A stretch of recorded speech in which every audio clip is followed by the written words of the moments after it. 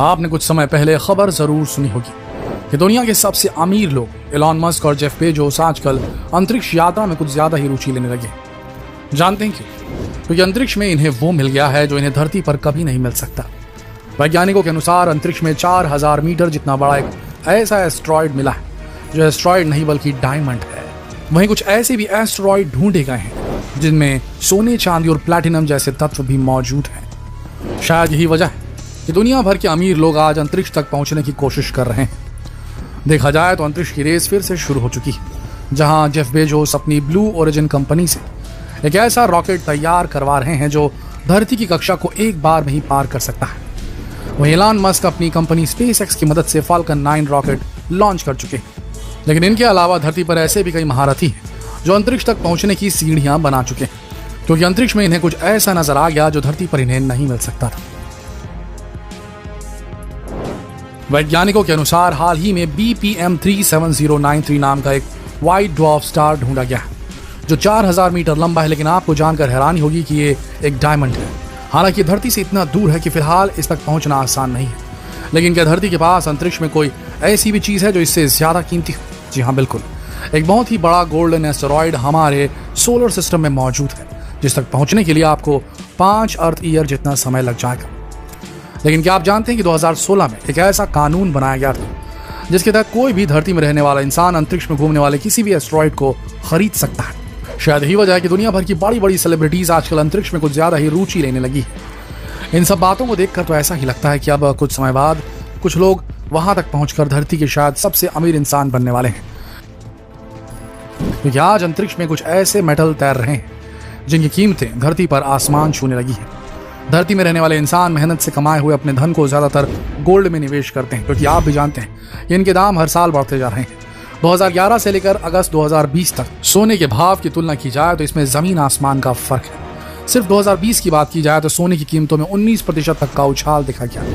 सोने की कीमत तो आपको पता चल गई। आप ये भी जानते हैं कि धरती में सोने की कमी है, लेकिन अगर ये अंतरिक्ष में मिलने लगे तो जी हाँ, असल में अंतरिक्ष में एक ऐसा एस्ट्रॉयड घूम रहा है जो पूरे 173 माइल बाई 144 माइल जितना बड़ा है। ये इतना बड़ा एस्ट्रॉयड पूरी तरह से मेटल से बना हुआ है।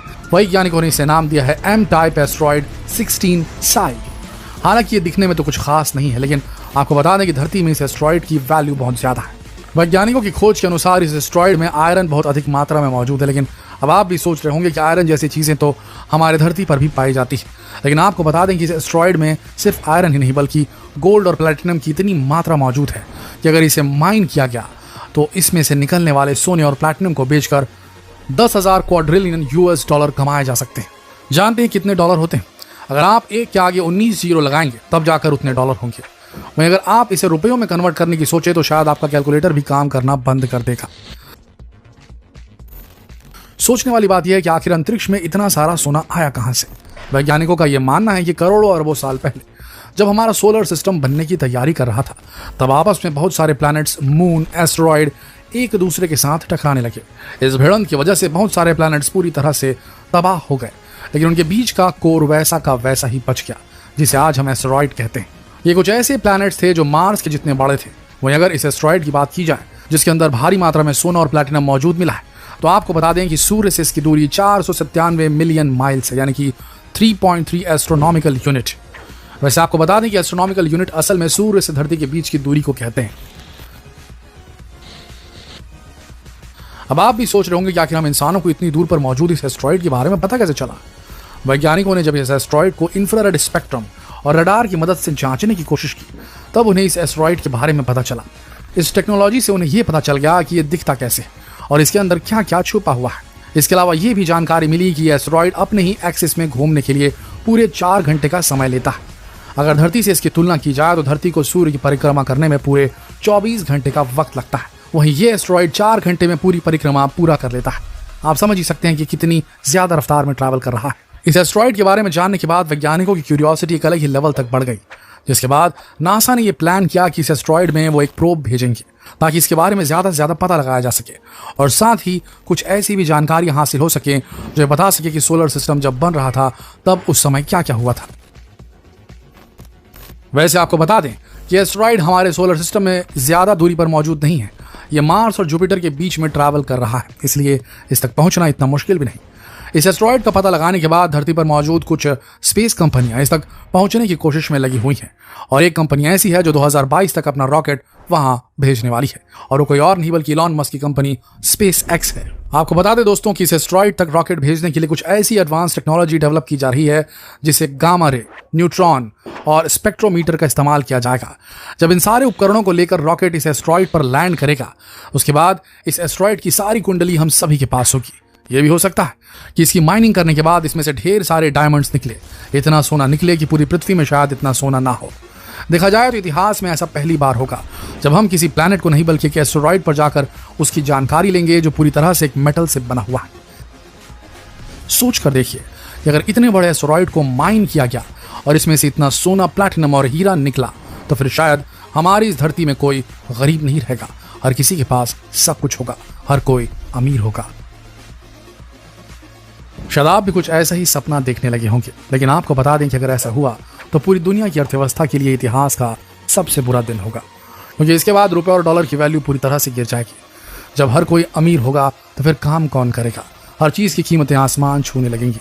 इतना समझ लीजिए कि जीना बड़ा मुश्किल हो जाएगा। वैसे एस्टेरॉयड को माइन करने का यह आइडिया कोई नया नहीं है, बल्कि दुनिया भर में दो ऐसी कंपनियां हैं जो एस्टेरॉयड को माइन करने का काम कर रही है। एक है डीप स्पेस इंडस्ट्री, वहीं दूसरी है प्लैनेटरी रिसोर्सेस। ये दोनों कंपनीज पिछले कुछ समय से अंतरिक्ष में तैरते हुए एस्टेरॉयड्स में से सोना निकालने का काम कर रही हैं। इसके अलावा इन कंपनियों का यह भी कहना है कि आने वाले कुछ समय में ये 2011 UW158 एस्टेरॉयड को भी माइन करेंगी। वहीं बात करें 16 साई की, तो ये लंदन टावर से 2 गुना ज्यादा बड़ा है। अब समझ ही सकते हैं कि एस्टेरॉयड में कितना ज्यादा वेल्थ छुपा हुआ होगा।